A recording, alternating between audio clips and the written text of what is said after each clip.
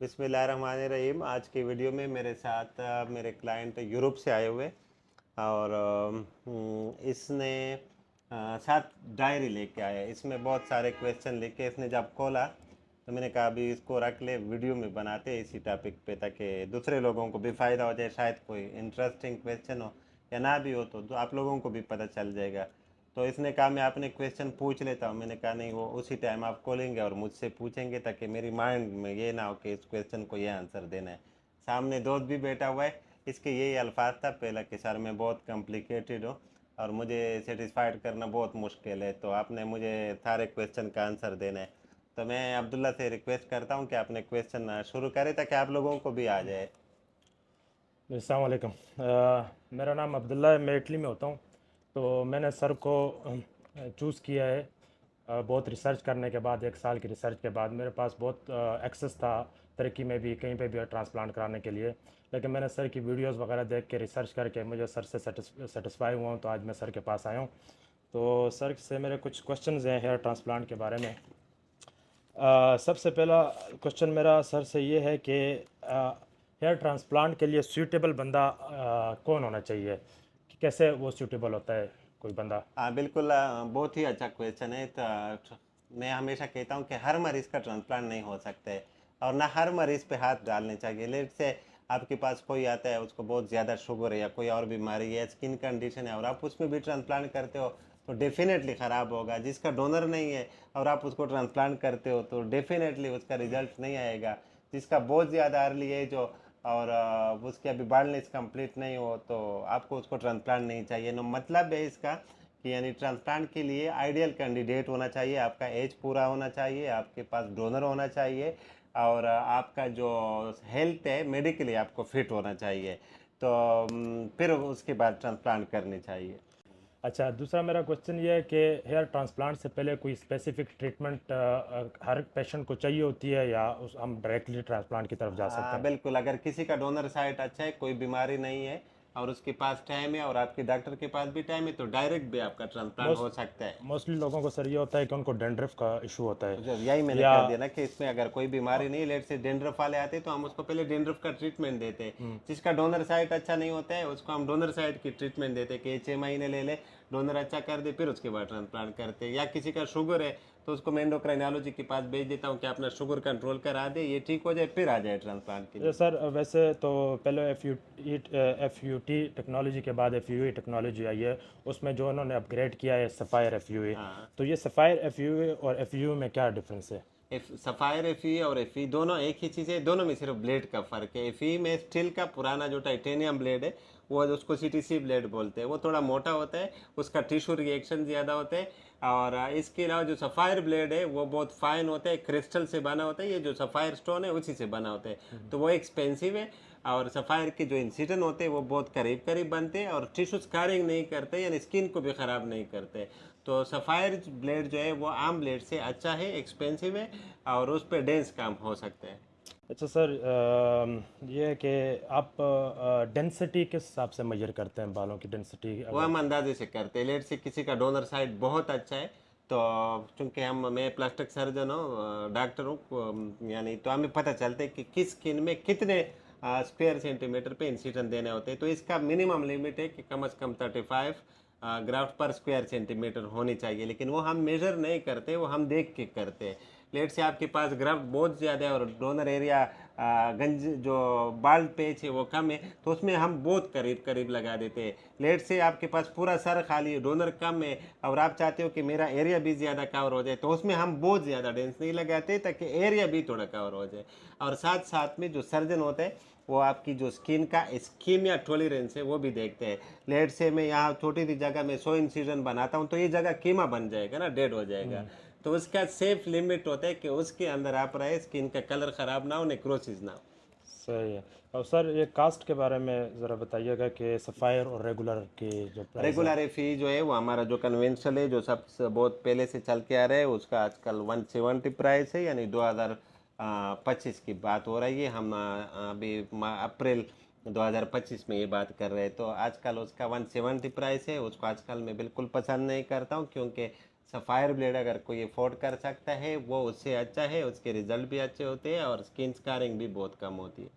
तो sir sapphire का आजकल 220 है, यानी 2,20,000, और जो स्टील ब्लेड वाला जो पुराना है वो 1,70,000। सर मैंने वैसे बहुत सारी वीडियोस देखी हैं जो मेरी रिसर्च के मुताबिक, तो उसमें ये होता है कि कुछ डॉक्टर डबल हेयर के जो ग्राफ्ट्स होते हैं वो भी लेते हैं, तो उसकी आप कोई स्पेसिफिक क्वांटिटी के हिसाब से लेते हैं कि इतने डबल हेयर ग्राफ्ट होने चाहिए या इतने ट्रिपल ग्राफ्ट होने चाहिए, या वो एक रेंडमली आप रखते के डोनर साइड पे डिपेंड करते हैं, जो लोग जिन लोगों के वीक डोनर होते हैं उसके डोनर में सारे ग्राफ्ट सिंगल एक एक बाल वाले होते हैं। अभी जैसे आपका डोनर है, इसमें 3-3 वाले ग्राफ्ट भी है, 4-4 वाले भी है, 2-2 वाले बहुत ज़्यादा होंगे इसमें। ठीक है। तो इसको हम रेंडमली लेते हैं। फिर इसका ये तरीका होता है कि आप जब यहाँ से लगाना शुरू कर देते हो तो हेयर लाइन पे सिंगल सिंगल, फिर उसके बाद डबल वाले, फिर उसके बाद 3-3 4-4 वाले जो है, इसको यानी हम स्प्लिट नहीं करते, वही लगाएंगे जितने उसमें आ गए। वो तो अच्छी बात है कि अगर एक ग्राफ्ट में 2 बाल है या 3 बाल है तो वो हेल्दी ग्राफ्ट। सर मेडिकेशंस के बारे में बताइएगा कि हेयर ट्रांसप्लांट के बाद कौन सी मेडिसन कितने टाइम के लिए हेयर ट्रांसप्लांट के बाद हम देते हैं फिनेस्टेराइड देते हैं, 1 साल तक देते हैं, मिनॉक्सिडिल 6 माह तक देते हैं, और साथ में मिनॉक्सिडिल की स्प्रे देते हैं 10 महीने 1 साल तक, और साथ में शैम्पू तेल और मल्टीविटामिन वो भी 4 महीने तक होते हैं, लेकिन शैम्पू और स्प्रे वो पूरे 1 साल तक जारी रखने होते हैं। और उसकी कास्ट के बारे में? उसका कास्ट मुझे मालूम नहीं है, लेकिन वो सर्जरी के फीस में शामिल नहीं होते, वो मरीज खुद लेते हैं। लेट से जो मरीज पाकिस्तान में होते हैं वो 2-2 महीने के लेते हैं, क्योंकि 2 महीने के बाद वो लोग PRP करते हैं, वो थोड़े थोड़े ले लेते हैं। जो लोग बाहर जाते हैं वो सब एक साथ लेते हैं, लेकिन मुझे पता है कि ये इतने सस्ते नहीं है, कम से कम 50-60 हज़ार की पूरे साल की दवाई मोर और लेस बनेगी। 60,000 मेरा का। मेरा ख्याल है, ज़रूरी नहीं है कि इतने का बनेगा, इससे ज़्यादा और कम सर बने। हेयर लाइन विड्रॉ करने के लिए आपके पास कोई स्पेसिफिक टूल है उसको जो मेजर करते हैं, हाँ या? बिल्कुल, उसके लिए मेरे हाथ सबसे बेस्ट टूल है, क्योंकि हेयर लाइन हर फेस पे एक जैसा नहीं होता है। हर किसी के प्रोपोर्शन डिफरेंट होते हैं। तो हम एक सिंपल एज फुट्टे से साइज लेता हूँ और उसके साथ हेयर लाइन हर फेस पे इंडिविजुअली रखता हूँ, फिर हेयर लाइन मरीज को दिखाता हूँ। मरीज को पसंद नहीं है तो वो बताता है कि नहीं सर यहाँ पे इस तरह नहीं, तो मैं समझाता हूँ कि नहीं इस तरह गलत है, ये ठीक है। इसके अलावा मरीज की चॉइस पे भी बहुत सारे केलेट से, आपको मेरा पसंद नहीं तो आपकी चॉइस का भी बन सकता है, लेकिन उसकी गारंटी भी मरीज के ऊपर होती है, अगर कल अच्छा लगे या बुरा लगे। और इसका जो टूल होता है, अगर आप उसकी बात करें, जिस तरह इधर लेजर रखते हैं, वो बिल्कुल गलत है। वो मेरे पास है, इधर पड़ा हुआ है, उस पर मैं नहीं लेता हूँ, क्योंकि उसका फिक्स है, हर फेस पे एक गोल लाइन बना देता है, जो कि गलत होता है। सही हो गया। सर रिज़ल्ट के बारे में ज़रा बताइएगा कि इसके सफ़ायर के जो रिज़ल्ट्स हैं, जैसे FU के रिज़ल्ट्स के बारे में कहते हैं कि वो स्पेसिफिक नहीं होते या वो ग्राफ डेड हो जाते हैं, तो सफ़ायर में इसके रिज़ल्ट्स नहीं, ये गलत उससे है। ज़्यादा? फी में भी ग्राफ्टेड नहीं होने चाहिए। फी का सिर्फ आपको ये बता दिया कि उस ब्लेड का साइज थोड़ा मोटा होता है, सफ़ायर फाइन होता है। तो यानी आप सिंपल ब्लेड से 1 स्क्वायर सेंटीमीटर में 40 सुराख करते हो, तो सफ़ायर से वहाँ पे 50 हो सकते बाकी हैं। बाकी इस पे कोई इफ़ेक्ट नहीं पड़ता कि वो ड्यूरेशन जो उसकी रिज़ल्ट की ड्यूरेशन है वो सफ़ायर में और FU में सेम ही रहती है? नहीं नहीं, रिजल्ट की ड्यूरेशन सेम होती है किसी भी में। अगर आप चाइनीज़ पे भी कर लो तो वही ड्यूरेशन है, बस सिर्फ वो डेंसिटी का फ़र्क होता है, टिश्यू स्कारिंग का फ़र्क होता है, और साथ में जो है ना फाइब्रोसिस वगैरह उसमें नहीं होती है सफ़ायर ब्लेड में। उसके रिजल्ट इसी वजह से हम कहते हैं कि अच्छे हैं। तो वैसे नॉर्मली रिज़ल्ट, एवरेज रिज़ल्ट लोगों के कितने टाइम में आ जाते हैं? रिजल्ट 10 महीने लेते हैं कम से कम, एवरेज रिजल्ट। ठीक हो गया। अच्छा सर, ये ट्रांसप्लांट के बाद किन चीज़ों का ख्याल रखना चाहिए कि पानी, वैसे हमारा जो नॉर्मली पानी होता है हम यूज़ करते हैं, उसमें इस तरह के कुछ मिनरल्स होते हैं कि जो कि बालों के लिए ठीक नहीं होते, या डस्ट होती है, या सन लाइट पे ये हम जाते हैं ट्रांसप्लांट के डायरेक्ट? बाद कोई परहेज नहीं है। फिर इनिशियल सिर्फ 5 डेज, जब तक आपके सर पे जो एक्सट्रैक्शन वाले जख्म होते हैं वो ठीक हो जाए, तब तक उस पर मरहम, एंटीबायोटिक, ये चीज़ें करनी चाहिए। डस्ट से हल्दू बचाना चाहिए, धूप से बचाना चाहिए, और रगड़ना नहीं है। बाकी खुराक में, खाने पीने में, पानी में कोई परहेज नहीं ये है। प्रिकॉशंस कितने टाइम के लिए होती हैं, ये वो डस्ट वगैरह सिर्फ सन वो के? 2 वीक्स तक होते हैं। सही हो गया। और डाइट सर, डाइट के बारे में? डाइट के साथ भी कोई ताल्लुक नहीं है, डाइटिंग नहीं करनी है, लेकिन उसके लिए कोई स्पेसिफिक डाइट नहीं है। सर मोस्टली लोग ये होता है कि ट्रांसप्लांट के बाद कैप यूज़ करते हैं। वैसे नॉर्मली हम ये सुनते हैं कि कैप के साथ आपके बालों को ऑक्सीजन नहीं मिलती, जिसकी वजह से आपके बाल ग्रो नहीं करते। तो मोस्टली लोग यही होता है कि सर गंजा हो जाता है तो वो फिर कैप तो यूज़ बालों करते को हैं। जो ऑक्सीजन आती है वो खून में आती है, वो हवा में नहीं आती है। सही है। तो ऑक्सीजन मिलती है, लेकिन जिन लोगों का डेंड्रफ होता है उसको हम ये रिकमेंड करते हैं कि कैप ना पहने ताकि डेंड्रफ खत्म हो जाए। अदरवाइज आप कैप पहन सकते हो 2 हफ्ते के बाद, ट्रांसप्लांट के अगले दिन भी आप कैप पहन सकते हो, लेकिन सर्जिकल कैप। फिर 1 हफ्ते के बाद आप पी कैप वगैरह पहन सकते हो। 2 हफ्ते के बाद आप हेलमेट भी पहन सकते हो। नंबर ऑफ विजिट्स आपने पेशेंट के लिए क्या कितने रखे हुए हैं कि जो एक? इधर लोकल मरीज होते हैं वो लेट से सर्जरी हो जाए तो अगले दिन उसने विजिट करना होगा वाश के लिए, वो सब के लिए है।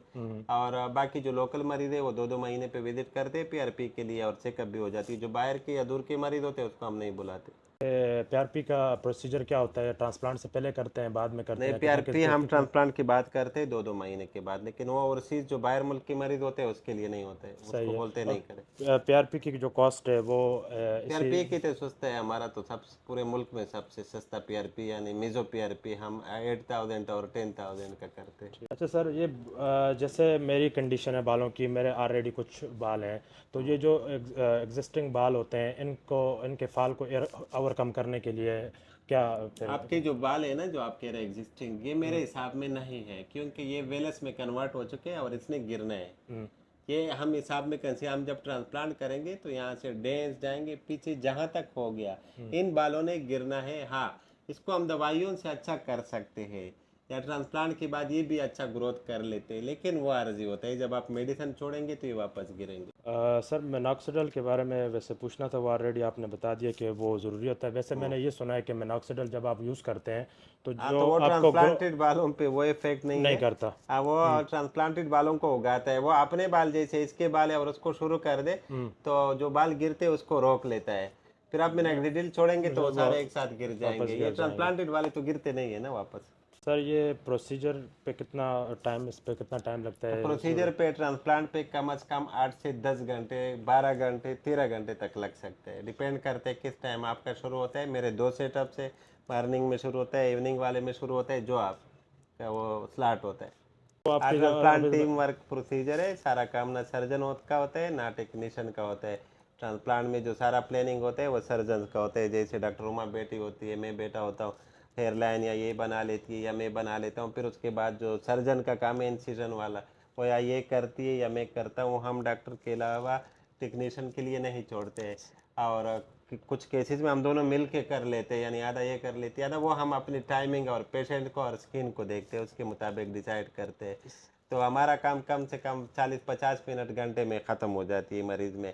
लेकिन मरीज़ को हम आखिर तक सुपरवाइज करते हैं। ऐसा नहीं कि वो टेक्नीशियन अपनी मर्जी से काम करेगा, उसको मैंने बताना है कि कितने ग्राफ्ट कहाँ से लेने, कैसे करने, क्या चलाना है, क्योंकि उसके लिए मरीज़ छोड़ेंगे भी तो फिर ठीक नहीं है। और सर मेरी कंडीशन में आपको क्या लगता है कि कितने ग्राफ्ट लग आपके जाएंगे? डोनर साइड में कम से कम 6,500 से ऊपर ग्राफ्ट है, जिससे हम यहाँ से अगर शुरू किया तो इधर तक आपका सही डेंसेशन हो जाएगा। आपके डोनर साइड अच्छा है, लेकिन बहुत अच्छा भी नहीं है, यानी एवरेज से अच्छा है। बहुत अच्छा डोनर जो होता है उससे 8,000 तक ग्राफ्ट आते हैं। Okay sir. और आप इतने क्यूरियस हो, इतने टेंशन वाले हो, ट्रांसप्लांट का जो रिजल्ट होता है वो ज़रूरी नहीं है कि आप डॉक्टर हबीब से कराएंगे तो 100% सक्सेसफुल होगा। ये भी हो सकता है कि फेल हो जाए। अल्हम्दुलिल्लाह आज तक मेरा कोई फेल नहीं हुआ है। रीजंस क्या हो सकते हैं सर फेल होने? मैं बताता हूँ ना, अल्हम्दुलिल्लाह आज तक मेरा कोई भी फेल नहीं हुआ है, लेकिन वीक रिजल्ट आ सकते हैं। वो कभी कभी इस तरह होता है कि आपका इम्यूनिटी सिस्टम बहुत स्ट्रांग होता है, या स्किन अच्छी नहीं होती है, या साथ में आप स्मोकिंग करते हो या ट्रीटमेंट नहीं लेते हो, तो उस सारे कंडीशन में ये पॉसिबिलिटी है कि आपका रिजल्ट अच्छा ना आए। और कभी कभी ये सारी चीज़ें करके भी आपका रिजल्ट अच्छा नहीं आ सकता है, क्योंकि वो आपकी फिर जो इम्यून सिस्टम है वो बहुत स्ट्रांग हो, अंदर से बॉडी को वो सप्रेस कर लेता है। और मेरा ये फालसफा है, अल्लाह पाक फरमाते हैं कि आप लोग तखम डाल दे फिर बकाया मुझ पे छोड़ दे। तो मेरा तो यही मान है कि जो काम मैं ईमानदारी से कर लो वो कभी फेल नहीं होता है, लेकिन चांसेस है। सर यही मैं बताना चाह रहा हूँ कि सर की जो हॉनेस्टी है वो वीडियोस में मैंने जो ऑब्जर्व की है, मुझे लग गया हॉनेस्ट है आप, क्योंकि आपकी हर वीडियो बड़ी हॉनेस्टी से होती है। तो इसी वजह से मैंने तुर्की और ये सब जगहों को छोड़ के मैंने सर के पास आया हूँ। तो इंशाल्लाह ये मेरे क्वेश्चन थे सर से। बाकी ये वीडियो कुछ भी इसी तरह बन गई, इंशाल्लाह इसको बगैर एडिटिंग के हम अपलोड करेंगे। और जो था, इसने मुझे क्वेश्चन दिखाना भी चाहिए, लेकिन मैंने इसके क्वेश्चन नहीं देखे। मैंने कहा लाओ हम दिखाएंगे ताकि दूसरे मरीजों को भी ये चीज़ क्लियर हो जाए। और फिर ट्रांसप्लांट का ये होता है लेट से, अभी मैंने आपको रिकमेंड किया कि आप कर सकते, तो आपने डेट लेना होगा हमारे पास, फिर डेट से पहले आपने टेस्ट करने होंगे, फिर आप फिट हो, फिर हम आपको सर्जरी के लिए कंसिडर करेंगे। टेस्ट किस तरह के और कौन टेस्ट सा है इसमें हेपेटाइटिस के है, और साथ में एड्स का, HIV का, और आपके खून देखेंगे कि आपके प्लेटलेट्स वगैरह पूरे वो BT-CT करेंगे ताकि आपका खून प्रिक करने से रुकता है या नहीं रुकता है। चलो, थैंक यू फॉर वाचिंग। अल्लाह हाफिज़।